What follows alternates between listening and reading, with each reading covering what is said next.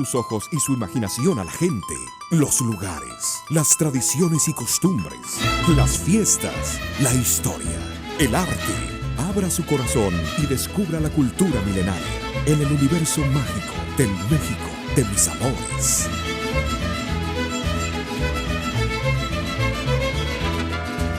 Buenos días, amigos de México de mis amores. Estamos en este momento en el Salón de Cabildos de la Ciudad de Puebla. Yo soy la maestra María de la Cruz Ríos Llanes y tengo el honor de dirigir el Archivo Municipal de la Ciudad de Puebla. Nos encontramos en la ciudad de Puebla, en México, una ciudad que se encuentra al centro del país, que ha sido fundamental en toda la historia de la República Mexicana. Estamos en el corazón de lo que es el Palacio Municipal de la ciudad de Puebla, Puebla. El Salón de Cabildos es donde se toman las decisiones más importantes del gobierno municipal. Es un sitio que ha estado desde la fundación de la ciudad de Puebla, que se llevó a cabo el 16 de abril de 1531. Es importante destacar que la fundación de la ciudad de Puebla es una de las más interesantes de la historia de nuestro país, ya que cuando se da el proceso de conquista y evangelización por España, escogen un lugar estratégicamente ubicado entre el puerto de Veracruz y la Ciudad de México. Era un lugar de paso obligado en que todos los transeúntes, los comerciantes, inclusive los conquistadores tenían que pasar específicamente en este sitio antes de arribar a la Ciudad de México. Por lo cual se hace este experimento fundacional de elegir un sitio donde no hubiera asentamientos antiguos, como era el caso de la Ciudad de México, o algunos otros alrededor de la Ciudad de Puebla, como es el caso de Ocosingo o como es Cholula, que eran ciudades habitadas en la época prehispánica. En este caso se encontraba un territorio deshabitado y se hace una fundación muy interesante que es una ciudad para y por españoles. ¿Qué significa esto? Significa que, retomando todas las ideas renacentistas de la traza en damero, es decir, en una traza reticular perfecta, se va a erigir la nueva ciudad, con los poderes que miraban uno frente al otro y con el centro de una plaza mayor. Entonces, por un lado teníamos el poder civil, compuesto por el Palacio Municipal, y enfrente la Iglesia Mayor, posteriormente Catedral. En este sentido, se realiza esta Puebla, que es el título legal al que se le da, la Puebla de Los Ángeles, y así se va conociendo durante toda la época novohispana. Posteriormente, ya en el siglo XIX, se conformaría como la Puebla de Zaragoza, que posteriormente podemos comentar.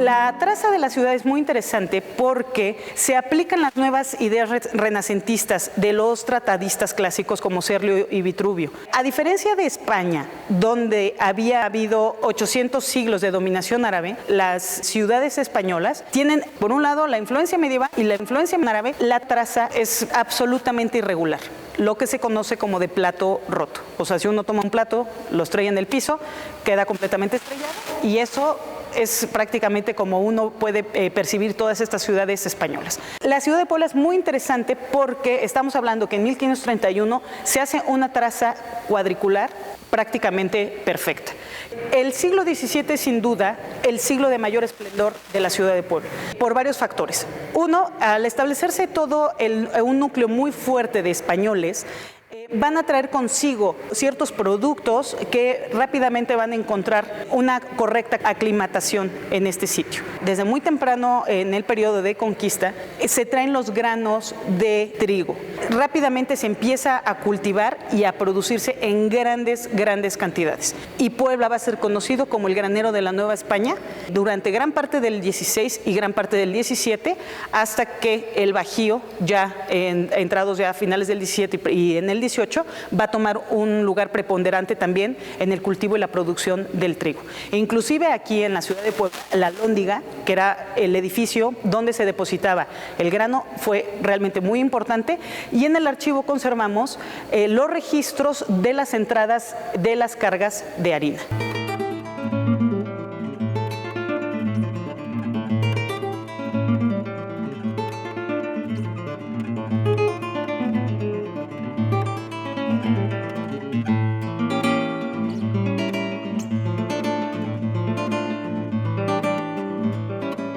Otro de los aspectos también tan interesantes y le va a dar esa característica es la producción de talavera. Uno tiene que caminar por cualquiera de las calles de esta ciudad y va a ver estas fachadas completamente cubiertas de azulejo y las iglesias con verdaderos tableros, unos tableros y diseños totalmente hechos en talavera. Es un estilo que solamente se va a encontrar en la región de Puebla y Tlaxcala. Si hay algún otro ejemplo es porque los azulejos se los llevaron de esta ciudad. Lo que es bien interesante es que cuando se llegan los loceros en el siglo XVI a establecerse, vienen básicamente de las regiones de Andalucía y también de la región de Talavera de la Reina. Empiezan a encontrar las condiciones idóneas para encontrar tanto los barros que se requieren como el tipo de óxido y el plomo y el sílice, la sílice que se necesita para empieza a realizarse. Toda esta es prácticamente una gran industria porque pues hay muchísimos alfares en la época y son los que están proveyendo a diferentes regiones de la Nueva España de este tipo de cerámica. La de uso común y hay otro tipo de cerámica mucho más sofisticada para uso más exclusivo, pero esto se ve completamente reflejado a nivel arquitectónico en toda la producción de azulejos.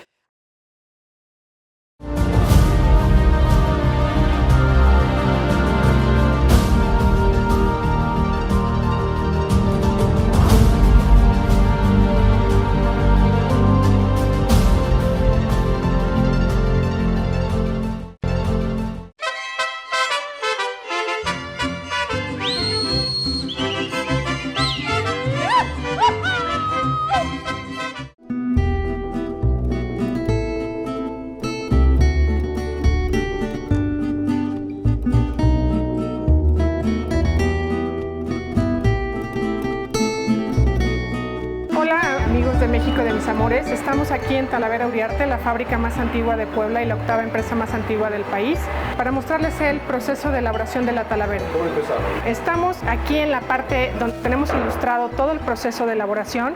La primera etapa es la parte de la mezcla de los barros. Utilizamos dos tipos distintos de barro, barro blanco, barro negro, en diferentes proporciones. El tipo de barro que se utiliza nos da distintas características según lo que deseamos alcanzar. Después de mezclar los barros se le da forma a las piezas, ya sea en tornos o con moldes, y después se ponen a secar. Una vez que la pieza ya se le dio forma con los moldes o en el torno, como vamos a ver más adelante, la pieza se coloca en cuartos de secado muy especiales que son los que van a garantizar el éxito de la pieza a lo largo de todo el proceso de elaboración. Cuando la pieza ya se secó, entra al horno por primera ocasión a 850 grados centígrados aproximadamente durante 10-11 horas para obtener la pieza en lo que nosotros conocemos como jagüete o sancocho. El jagüete es esta pieza en barro color naranja que ya fue cocida y que está lista para recibir la siguiente parte del proceso, que es el vidriado. Jagüete es una palabra de origen náhuatl que quiere decir galleta, y esto es por la textura que tiene el barro al cocerse. Una vez que la pieza ya está lista en jagüete, se sumerge en una solución de esmalte, que es el característico vidriado de la talavera, que es muy peculiar porque es un tipo de esmalte a base de estaño y plomo con una base de arena sílica que le da un brillo muy particular a la talavera, y es lo que tiene también características que están especificadas por la norma oficial mexicana. El vidriado, después de que las piezas ya fueron sumergidas en esta solución de esmalte, se colocan a secar y están listas para pasar a la parte de estarcido.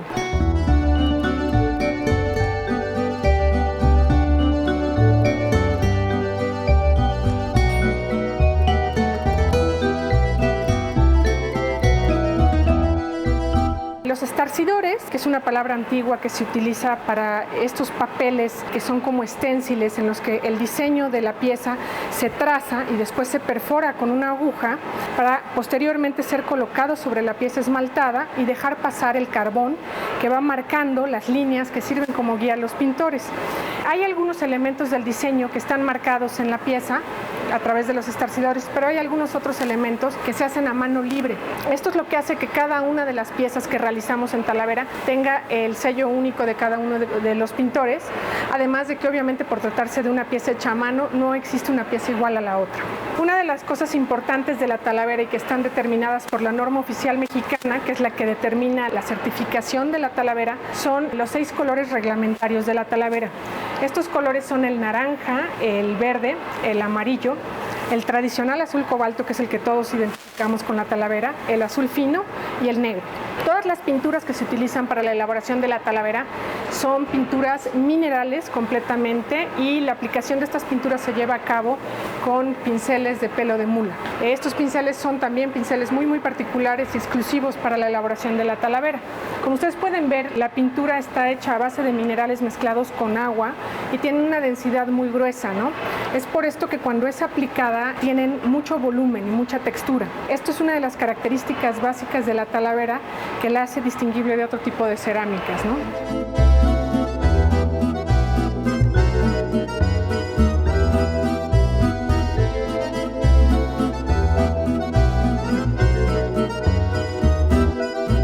Pasamos a la parte de la aplicación de la pintura.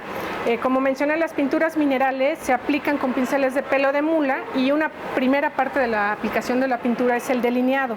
Podemos ver cómo las piezas se utiliza pintura negra para delinearla, después se rellena con la pintura mineral. Es muy interesante ver la transformación de los colores una vez que la pieza, ya aplicada a la pintura, entra al horno. Los colores minerales se transforman con las altas temperaturas y en la reacción con el esmalte. Se funde como si fuera un mineral, un cristal, y el efecto final es esa transformación que vemos de la pieza pintada en crudo a la pieza ya terminada. Por ejemplo, vemos como el azul que se ve en este tono azul claro se convierte en el tradicional azul cobalto. El color que vemos aquí como naranja se transforma en el famoso amarillo, y el color que se ve como gris se transforma en verde. Esto hace muy difícil la aplicación de la pintura para nuestros artesanos, ya que en muchas ocasiones no se conoce el resultado exacto de la transformación de los colores con los hornos. Una vez que la pintura ya fue aplicada, las piezas están así en crudo, con el mineral aplicado, terminadas y listas para entrar directamente a nuestros hornos a una temperatura más elevada que en la cocción anterior, es decir, a 1150 grados centígrados más o menos, para que se fundan los colores con el esmalte y obtengamos el resultado final, que es este tipo de pieza ya terminada con el color brillante y tradicional.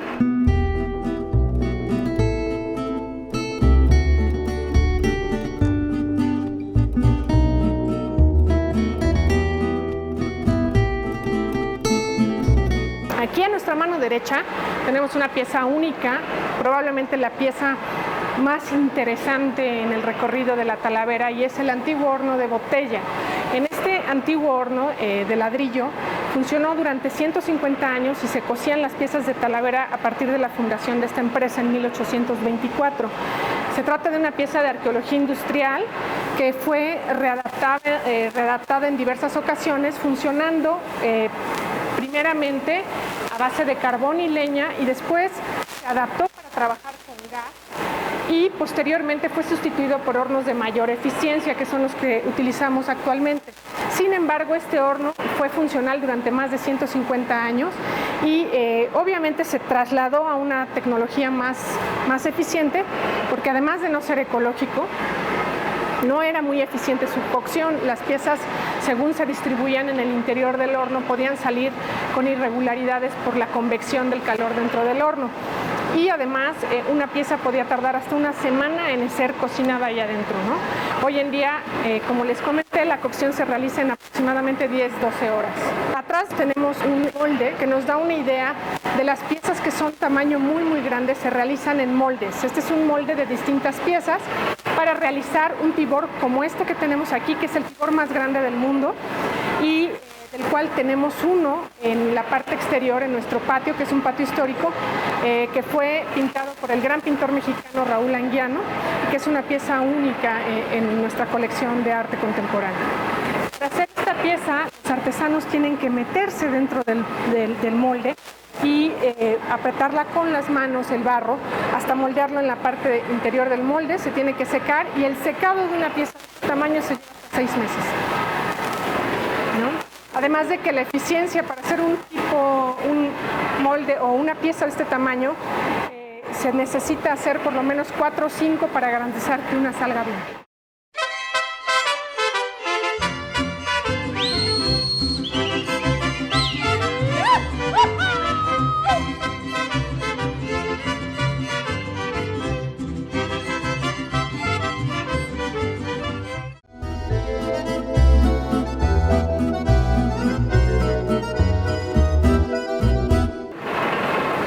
En el área de Tahonas, Este es el área antigua donde se elaboraban aquí las pinturas y los esmaltes. La primera tahona, que es la que tenemos frente a nosotros, es en la que se está moliendo arena sílica, que es la base del esmalte que utilizamos para la talavera.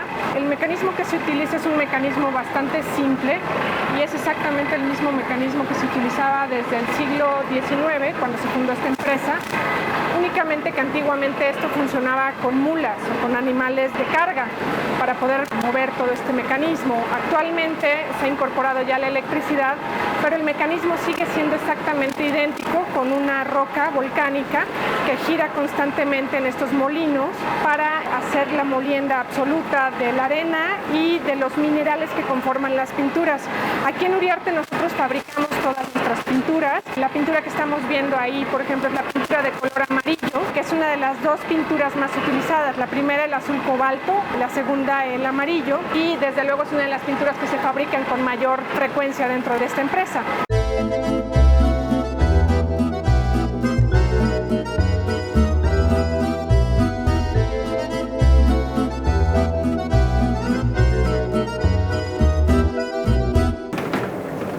Estamos aquí en el área de tornos con Eduardo. Estamos viendo la elaboración de las piezas en los tornos. En el caso de Eduardo, él utiliza un torno de pie, como se usaba antiguamente. Actualmente algunos torneros también utilizan tornos eléctricos, pero Eduardo trabaja con el torno de pie. Lo que hacemos en esta parte de aquí es darle forma a las piezas hasta cierto tamaño. Se van colocando en estas tablas de madera para después colocarse en las estructuras que tenemos arriba de nosotros para que se vayan secando. Es muy interesante que en esta parte del proceso las piezas, al irse secando, se van encogiendo. Es decir, que las piezas que vemos aquí se van a convertir más o menos en piezas de un 10-12% más pequeñas de lo que estamos viendo actualmente. El barro va perdiendo la humedad y por lo tanto se va encogiendo. Entonces, las piezas, una vez que están aquí, se van secando gradualmente y es muy importante conservar una temperatura y una humedad en estas áreas de secado. Esto garantiza que la pieza se seque de manera uniforme. Como les mencioné antes, el proceso de secado es una de las partes clave del proceso de la talavera, ya que si las piezas se secan muy rápido pueden llegar a agrietarse y romperse. Tampoco queremos que las piezas se sequen muy lento, porque esto haría mucho más lento el proceso. Aquí se van secando gradualmente y en caso de irse necesitando se van pasando a cuartos de mayor humedad, sobre todo en tiempos del año en los que hay muchísima sequía, como esta época, ¿no? Aquí Eduardo está haciendo una cantidad de piezas como un trompo, una copa, un jarroncito, y lo que vemos aquí son tequileros, Eduardo. Sí, son tequileros. Son tequileros. Pues. Entonces, aquí se ven enormes, ¿no? Para un tequila muy grande, pero en realidad se van a volver como la pieza naranja que vemos ahí. ¿Qué se necesita para ser un artesano de este tipo, con esta maestría? Bueno, en el caso de Eduardo y de muchos de los artesanos que tenemos aquí trabajando con nosotros, además de su propia experiencia y práctica, provienen de familias de alfareros y de gente que ya tiene contacto con este tipo de material, y desde luego pues con la práctica diaria van obteniendo este tipo de maestría y de destreza para realizar las piezas, ¿no? Es ilimitada la cantidad de piezas que se pueden realizar con esta técnica del torno, y en realidad es un barro muy complicado el de la talavera. Gente que ha trabajado con cerámica nos menciona la dificultad para trabajar con este tipo de barro, ¿no? Aquí lo que está haciendo Eduardo es un sombrerito para todos nuestros amigos mexicanos en Estados Unidos.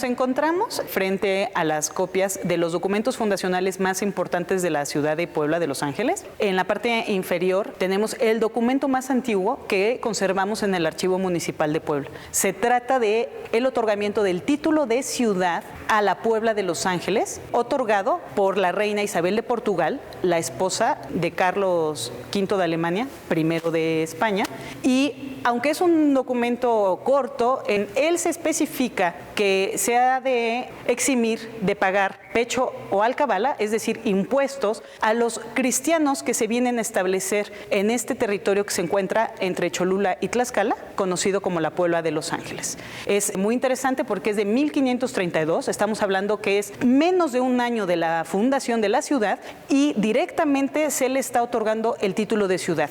En la parte superior tenemos uno de los documentos más estéticos, más bonitos, también conservados dentro del archivo municipal. Se trata de la provisión real en la que se otorga escudo de armas a la Puebla de Los Ángeles. Se trata de un documento en vitela, es decir, en piel de animal tratada de la manera adecuada para poder hacer las funciones de un soporte como papel, finamente decorado con motivos renacentistas en todo el marco, con las columnas de Hércules justamente en la parte superior al centro, con la leyenda que dice Plus Ultra, haciendo alusión a más allá de todos los territorios que la corona de los Habsburgo logró concretar en territorios americanos. Es un documento de 1538, también lo firma la misma reina Isabel de Portugal, haciendo alusión también que su reino miraba hacia occidente y hacia oriente. Antes que todo, sean bienvenidos a este lugar. Nos encontramos en el Templo de Santo Domingo de Guzmán, pero ahora estamos dentro de la Capilla del Rosario. Esta capilla es considerada como la octava maravilla del Nuevo Mundo aquí en América. No solamente su trazo, sus estilos que aquí son variados. Observen que cada lámina es de oro. No es pintura dorada, no es chapa de oro.